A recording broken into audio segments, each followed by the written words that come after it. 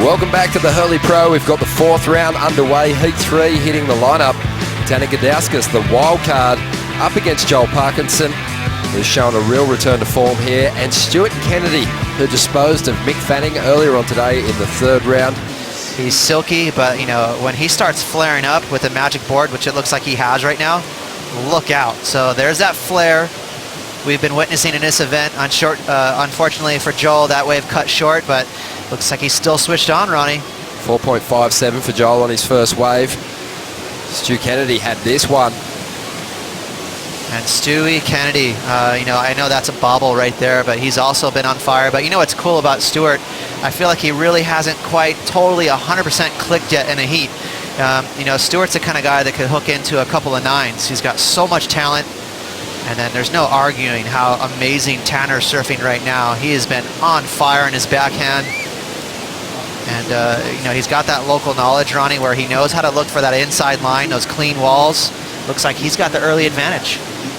Stu, if he can bounce out of this heat in first spot and get himself into the quarters, he'll make such a huge jump up the ratings, hanging on to the semi-final from the first event of the year. But here goes Joel Parkinson, picking off an insider from pretty deep, getting 3 turns in, didn't ride out at the last. Barely missing out on that last section, and looks like there's a nice wave here for Stewie. Let's see what he can do. This board looking very lively out there at the moment. Releases the tail for a moment on the first turn and has so much speed to burn. And still bringing it through to the inside. A nice reverse there, and it's still looking for more. Wow. Stu Kennedy recovering well. His first wave, he had a bit of a shocker and fell. Take a look from the channel view here for Joel Parkinson. There's that flow that he always has.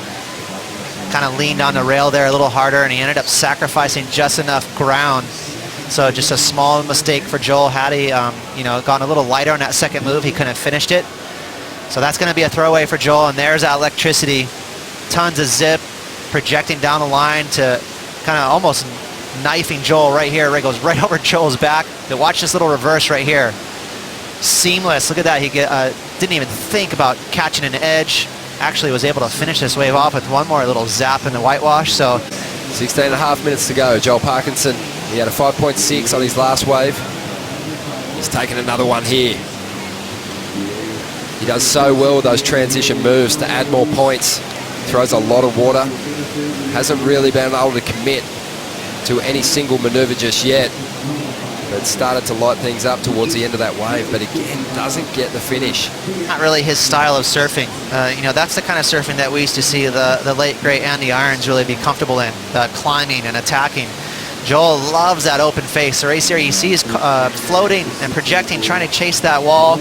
Right there, you know, looking really good. Under his feet, that board is... Some action during the break here, Ross.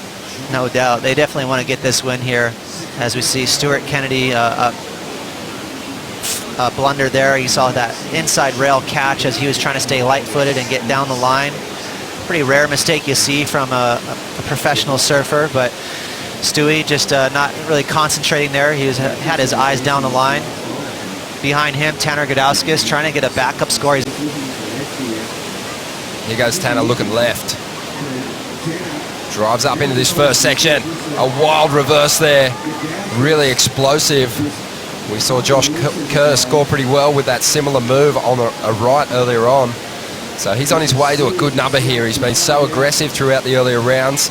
And he's also been sharp at finishing his waves, and big caveman scream on the inside.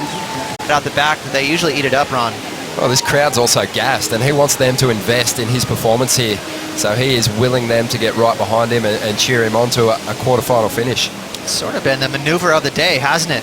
That grab rail nose pick right in the pocket. It's a great way to utilize a very tight section. And, you know, so normally you'd be cramped right there and forced to do a lip climb float. Instead, he's going to jam this maneuver right in the pocket. So watch his left arm. He's going to grab his rail and jam that board in a pocket. Now watch the nose of the board. It's going to pick in, and that'll swing that tail around. It's all a one motion move, but I can tell you that is far more difficult than these guys make it look. And way better than the version that Josh Kerr did earlier on. Yeah, I mean, that one, the cool thing about that is the scoop of the wave, that barrel that he did that in was nice. You know, it wasn't a crumbly section where you can kind of get away with it. That wave actually had some power where he jammed that move in. Now the wave, it had some okay turns through the midsection, but it was the strong finish that kind of really set him off. Yeah, I think, you know, the sections and those middle turns were a little flat, so his turns were a little flat, but I like the finish, how he just barely... That's amazing. So you could just imagine how sky's the limit for Sierra.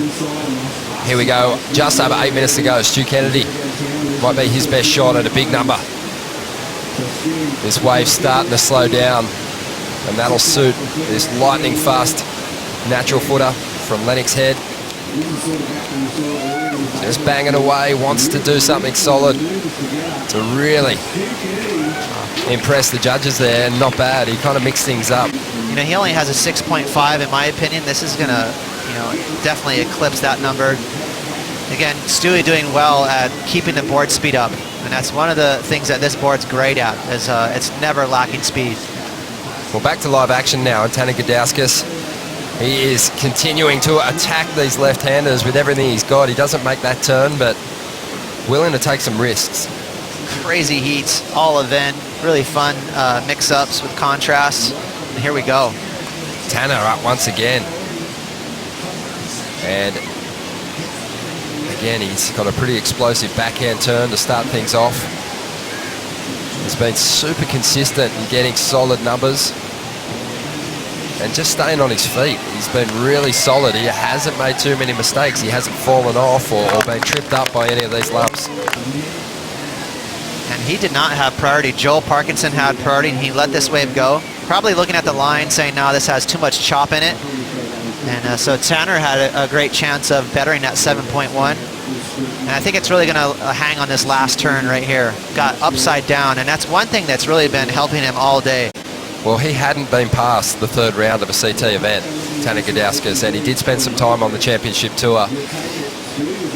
Joel Parkinson, though, is going to have a shot and trying to upset him here. Joel's chasing a big number at 9.24 as he explodes out of the pocket on that last move. Has some recovery time, though. Let's see what he can do on the end here. He's going to take to the air, flicks that tail. Very smooth, but he didn't have that nice clean wall that he could wrap back. So he'll be back in the next round. And this heat has already come to a close, so Stu Kennedy getting this one after the buzzer. Tanner Gudauskas, what a magic run he is having through this contest. A heat score total of 14.84. He's into the quarters. When we come back, Jansen Andre, Josh Kerr, and Alex Ribeiro hit the lineup.